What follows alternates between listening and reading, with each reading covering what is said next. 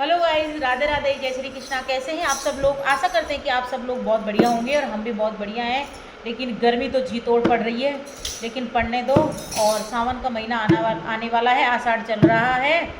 तो अभी भोले बाबा के दिन आ रहे हैं, सावन का महीना। तो इसी उपलक्ष्य में हम आप सभी के सामने बहुत अच्छे अच्छे भजन लेके आते रहेंगे। वो तो क्या है, समय नहीं मिल पाता, अभी बच्चों की स्कूल खुल गई है इसलिए। नहीं तो मैं सोच रही हूँ रोज़ का एक भजन अपलोड करूँ।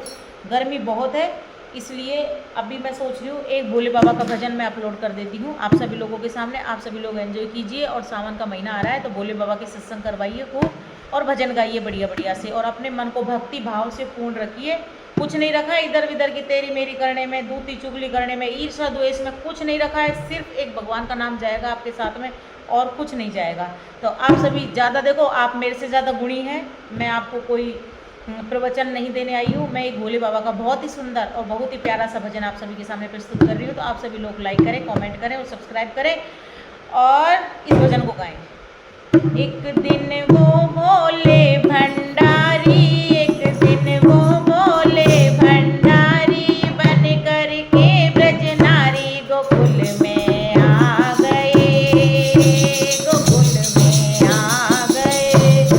पार्वती जी मना के हारी, पार्वती जी मना के हारी, माने ना त्रिपुरारी गोकुल में आ गए हैं, गोकुल में आ